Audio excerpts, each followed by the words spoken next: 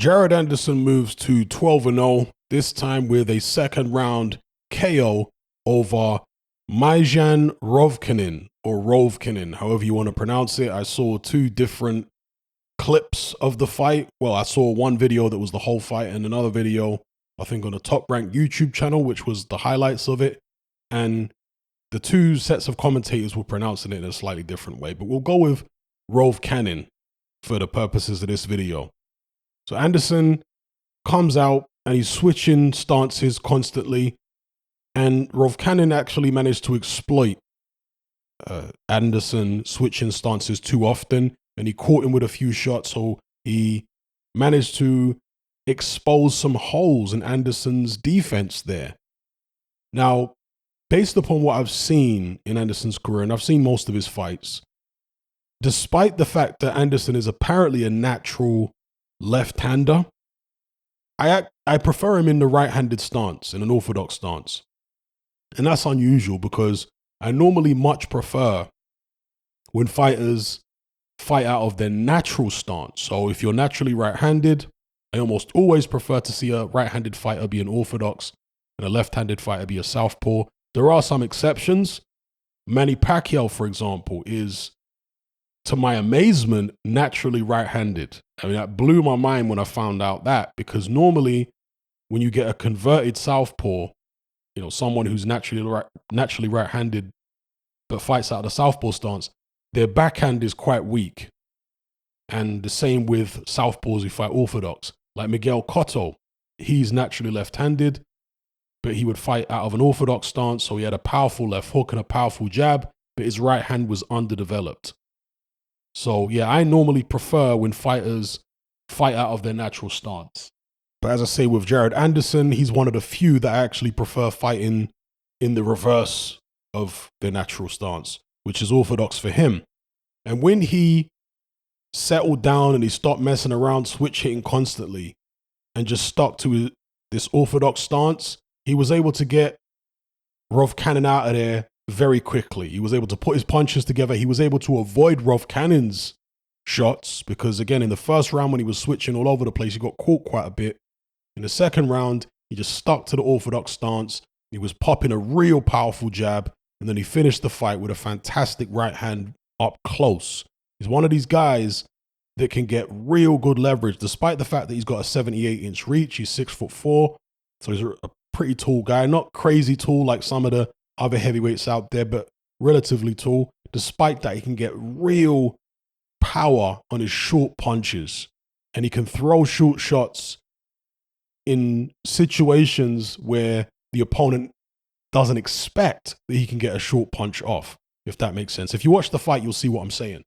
So, yeah, I thought it was a good finish. The first round, his defense was all over the place and he was switching too much. But in the second round, he was very purposeful. There was also a moment where Jared Anderson hit after the break. And look, I'm someone that likes the rules in boxing to be respected, and I don't want fighters to have to rely on breaking the rules in order to win. But when a fighter does break the rules, it shows that he has a very strong will, okay, a lot of the time, in the sense that he wants to prove to his opponent that he's willing to go to places the opponent isn't willing to go to. He's got that kind of almost bully mentality where, okay, oh, you think you're going to get fresh in here with me? All right, I'm going to hit you on the break. I'm going to do this. I'm going to get rough with you. You see? Anderson appears to have that kind of spite about him. So that's what I like. Again, I'm not condoning him hitting on the break. That's not a good thing to do. But the fact that he's got it in him to be nasty and mean is definitely a good thing as far as I'm concerned. So yeah, he moves to 12-0. And after the fight, he said that he's stepping out of Tyson Fury's shadow, essentially, because he learned a lot from Fury being in two training camps with him for the second and the third Wilder fights. But now he says he's going to become the teacher rather than the student. So to quote him here directly, he said, "In all honesty, he's a real good dude," referring to Fury. He said, I enjoyed my camp with Fury. I guess I'm over the learning experience now. It's time to become the teacher, I guess. I'm happy he showed me everything he did. And yeah, he goes on to say, like I said, it's time to be the teacher now. And also, I'm on past that chapter, and I'm kind of past people asking it now. And again, that's referring to Tyson Fury. Now, in a couple of other interviews here, articles on Boxing Scene, he says that he's more than willing to face the winner of Luis Ortiz versus Andy Ruiz next. Bear in mind, the guy's still only 12-0. So is he trying to run before he can crawl? Or is this just clout chasing? You know, maybe he knows there's no real prospect of him fighting the winner of Ortiz versus Ruiz next, which there really isn't, because the winner of that fight is most likely going to go on to fight Wilder. And then, well, actually, no, because Wilder's fighting Helenius in a final eliminator, isn't he? So Wilder might be able to get a title shot if he wins against Helenius off the back of that. But Andy Ruiz certainly seems to like the Wilder fight, so he's going to try and target Wilder. If Wilder can't get a title shot sooner rather than later, then perhaps you'll see the winner of that fight, Ruiz against Ortiz, fighting Wilder. You know, we'll see. But it doesn't seem particularly realistic for the winner of that to be facing Jared Anderson because of where they are in their careers compared to Anderson. He's only 12-0. He's never been a world heavyweight champion. He's never been in a pay-per-view. He's never been in a big fight. Why would one of those guys want to take him on? So maybe he's just going through the process and doing what young up-and-coming prospects have to do, which is call out all the top guys to get their name ringing and to state their intent in the division. Maybe that's what it is. But either way, he said he'll be willing to face the winner of Ruiz versus Ortiz. And he says here, I guess he's predicting what's going to happen in the Ruiz-Ortiz fight. He says, Andy, but because of the age and speed. I swear I love Ortiz to death, but if age was on his side, I think Ortiz would win. So he's going with Andy Ruiz. And there's another article here where Jared Anderson says he would like to fight Filip Hrgović. Okay, looking to get the bigger names. He says, I'll call him out. He said after he knocked out Rovcanin, he said, I would really love that fight. Realistically, we don't know how far we are from that fight, but I would love that fight. Filip Hrgović, anyone in the top 10 in the IBF, WBO, WBC, we're just looking to get some bigger names. You know, everybody keeps asking for bigger fights for me, and we would love to have those bigger fights. And Aram says that sometime next year, he's going to put Jared Anderson in with one of the top heavyweights. Says we're going to make moves to fight guys like Hrgović, the Chinese contender, that class of guy. So just expect to see me, Anderson says, real soon. Okay.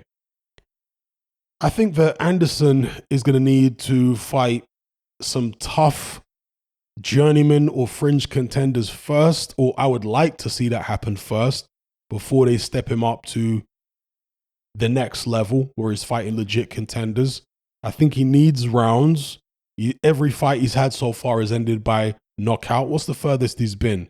Just looking at his record again here. So he hasn't even fought in a 10-rounder yet. He's only fought, the longest is fights that were scheduled for 8. Hasn't fought in a scheduled 10-rounder yet. And the longest he's been is 4 rounds, or 6 rounds. Nearly 6 rounds. Kingsley eBay, that fight was scheduled for 6, but he stopped him in the final round of that fight. So he's been 6 rounds. I'd like to see this guy maybe go the distance once or twice before stepping it up to world level, or at least close to the distance, because that's going to give you the grounding that you need. That's going to give you the experience you need. He's never been 12, I'm sure he's done it in the gym, but he's never been 10, 12 rounds in an actual fight. So, and I know he's 22 years old and he's full of bravado and confidence, and I like all that, but there's no substitute for experience. Some people say there's no substitute for talent, and that's true as well. There's also no substitute for confidence, but experience is part of the mix. So, yeah. And especially coming off this performance where he was getting clipped a lot in the first round against an opponent who really shouldn't have been clipping him. Maybe he is so confident that he gets overconfident. I've said this about Jerome Ennis before, that because he's so talented, so athletically gifted and powerful and fast, sometimes guys like that can fall in love with their talent and start to neglect their technique a little bit. Obviously, Jared Anderson and Ennis both have technique, but sometimes they can get a little sloppy, particularly Anderson, because of the fact that he's so much more athletic and just gifted than all his opponents. And you don't want to get into bad habits.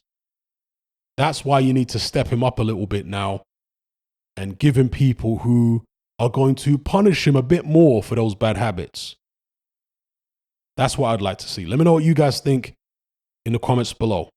If you're tired of the biased narratives and mass censorship on mainstream platforms, and you want to be part of a community of critical thinkers who love free speech just as much as you do, then come and join me on Patreon and access my weekly no-holds-barred, censorship-free podcast where we lift the lid on a wide variety of controversial topics. It's not mainstream friendly, it's not politically correct, but that's the whole point. We dare to stand as a beacon of reason against an army of insanity. Just head on over to my Patreon page and select the tier called Hatman Hot Topics. You'll gain access to a minimum of 2 hours of exclusive content every single week, including podcasts, videos, interviews, live stream Q&As, as well as my popular Confessions of a Nightclub Bouncer series. Not to mention a vast back catalog of hundreds of hours of previous episodes. You can listen via the Patreon app with the option to download in high-quality MP3. We've also got an Element group where you can come and chat and hang out with myself and other members. Unlike Discord, it has full end-to-end encryption, it's decentralized, and it's 100% censorship-free. You can also send voice notes as well as much larger audio and video files than you can on Discord. So come and sign up on Patreon. There's no contract, there's no commitment, you can cancel at any time, and it's cheaper than a cup of coffee. So I'll see you over there. I'm out.